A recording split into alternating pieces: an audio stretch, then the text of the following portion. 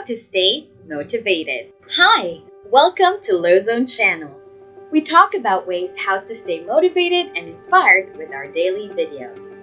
Click the subscribe button and hit the notification bell for more updates. Rather than focusing exclusively on the outcome, let's focus on the process. If your goal is to lose weight, the best way to do that is to focus on what you eat, not how many pounds you want to shed. Achieving a goal only changes your life for the moment.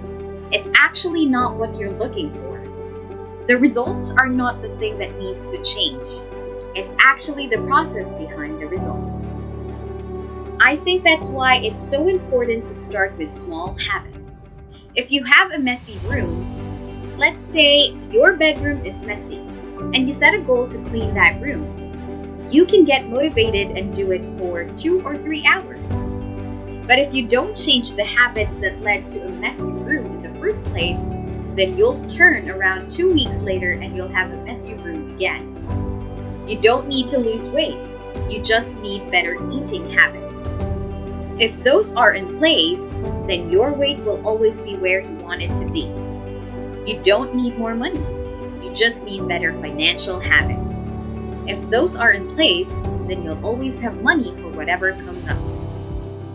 As you adopt new habits and behaviors, they don't necessarily change your life overnight. But they do help you become the type of person who doesn't miss workouts, or meditating for 1 minute might not give you an immediate sense of calm in your life. But it does cast a vote for being a meditator. The real goal is not to run a marathon. The goal is to become a runner. Because once you've adopted that identity, you're really not even pursuing behavior change anymore.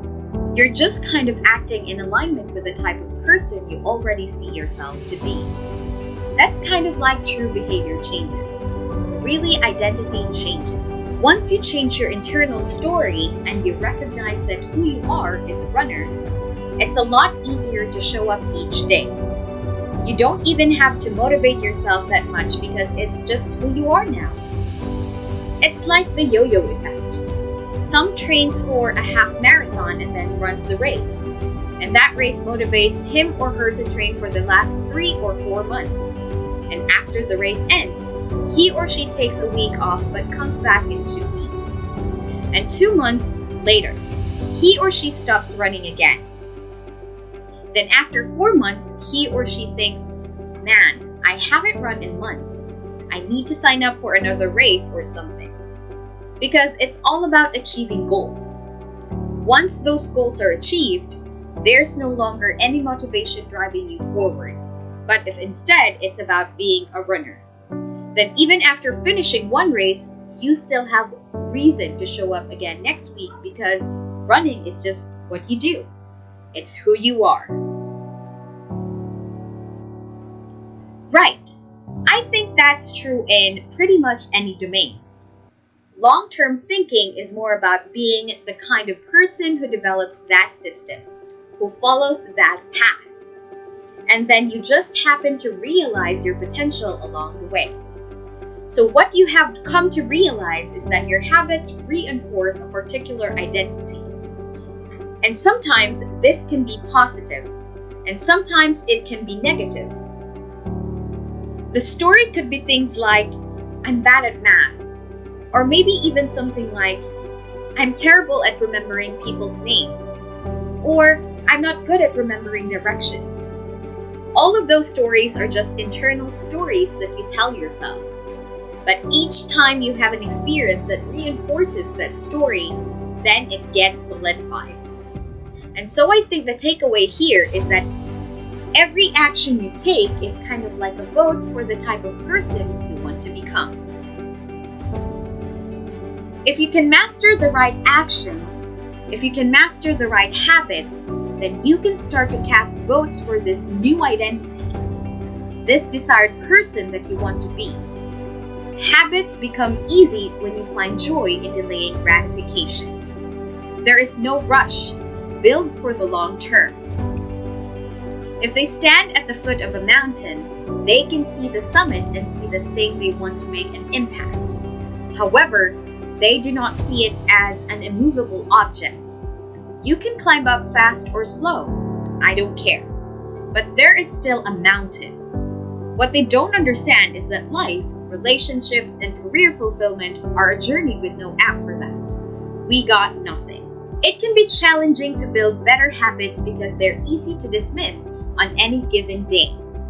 For example, there isn't much difference between eating a burger and fries for lunch and eating a salad. Your body doesn't look incredibly different in the mirror. And the scale hasn't fluctuated significantly either. It's easy to just write off something like this as insignificant, but it is important to keep in mind that small changes over time can lead to big results. We're all trying to get by, just like any other animal. And the most important thing is to keep yourself fed and sheltered. But in modern society, we have things like college degrees, retirement savings, and paychecks. Things that take time before they really benefit us. So we need to learn how to delay gratification and wait for the long-term benefits of these delayed rewards. This is true for good habits as well as bad ones. The reward of going to the gym isn't great if you do it once or twice. But if you stick with it for a while, you'll see real results.